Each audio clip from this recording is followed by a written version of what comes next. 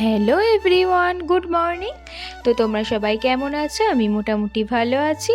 তো তোমাদের সাথে নতুন বছরের প্রথম দিনের একটি মিনি ব্লগ শেয়ার করতে চলে এলাম।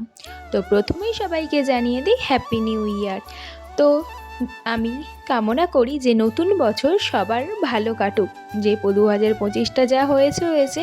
তো আমার সাথে তো খুব একটা ভালো হয়নি। তো তোমাদের কার কেমন কাটলো 2025 অবশ্যই কিন্তু জানিও।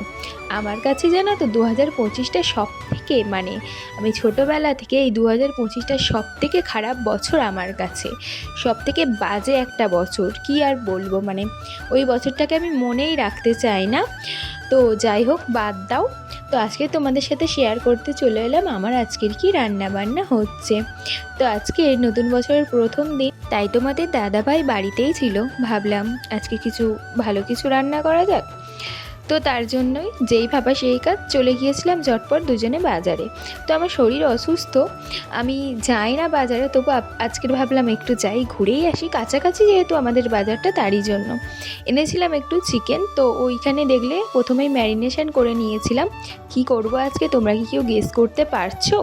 কেউটা একটু বুঝতে পারছো হয়তো। হ্যাঁ বন্ধুরা, আজকে করব চিলি চিকেন। আর তার সাথে এই যে ছোটো বাটিতে একটা মাংস পিস তুলে নিয়েছিলাম, ওটা করব কিছুটা কাবাব, যেটা আমার স্টাইলে, যেটা আমি শর্ট ভিডিওতে পোস্টও করে দিয়েছিলাম। তো এখানে সব কিছু কেটে রেখেছিলাম, তার সাথে ডিমও ফাটিয়ে রেখেছিলাম, তার সাথে কাজু কিশমিশ সব কিছু রেডি করে নিয়েছিলাম। তারপরে এই যে কড়াইয়ের মধ্যে তেল দিয়ে আমি প্রথমেই যেটা করছিলাম সেটা হলো গিয়ে, প্রথমে আমি সবজিগুলোকে ভেজে নিচ্ছিলাম। তো আমি সব সবজি একসাথেই ভেজে নিচ্ছিলাম। তো অল্প, যেহেতু আমরা দুজন মানুষ আর অল্প অল্প করে দিয়েছি, তারই জন্য। তো তোমরা কে কেমনভাবে করো অবশ্যই কিন্তু জানিও। আর হ্যাঁ, তোমাদের কার কার বাড়িতে আজকে কি রান্না হচ্ছে অবশ্যই কিন্তু কমেন্টে জানিও। তো তারপরে এই যে আমি পরিমাণ মতো লবণ দিয়ে সবজিগুলোকে আগে ভালোভাবে ভেজে নেব, তারপর বাকিগুলো। তো সকাল থেকে উঠে যা যা কাজ থাকে তো সেগুলো তো করেই নিয়েছিলাম, তারপরে এই রান্নার জোগাড়। আর এখানে দেখো কি সুন্দর সাজিয়ে গুজিয়ে রেখেছি, মনে হচ্ছে যেন কখন রান্না হবে। রান্না হলে যেন বাঁচি, কি বলবো জানো তো, শরীরটা একটু খারাপ, তার জন্য যেন একটু অস্বস্তিই লাগে। আর এখানে আমার স্টাইলে কাবাব বললাম না প্রথমেই, তো তোমরা শর্ট ভিডিওতে অনেকে দেখেই নিয়েছো। তো সেইটাই রেডি করছিলাম আর কি, নিজের মতো নিজেই পুড়িয়ে টুড়িয়ে করে নিয়েছিলাম।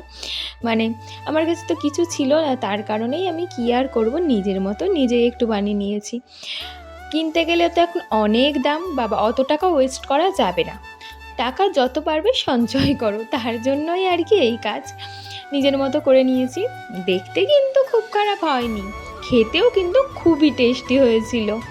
তার সাথে এই যে এখানে সেগুলো রেডি হয়ে গিয়েছিল, তারপরেই আমি এই যে চিলি চিকেনের জন্য বসিয়ে দিয়েছি। তার সাথে এই যে গ্রিন চাটনির সাথে একটা একটা করে খাচ্ছিলাম আর রান্না করছিলাম। তো নিজের বানানো কাবাবকে নিজেই প্রশংসা করছি এমনটা কিন্তু নয়, সত্যিই খুব ভালো হয়েছিল। তারপর ওখানে এই যে রসুন ভাজতে রেডি করে দিয়েছি চিলি চিকেনের জন্য।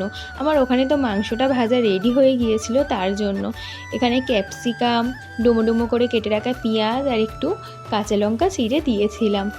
এই দেখো আমি রান্না করছি, আবার তোমাদের সাথে ভাবলাম একটু দেখাইও।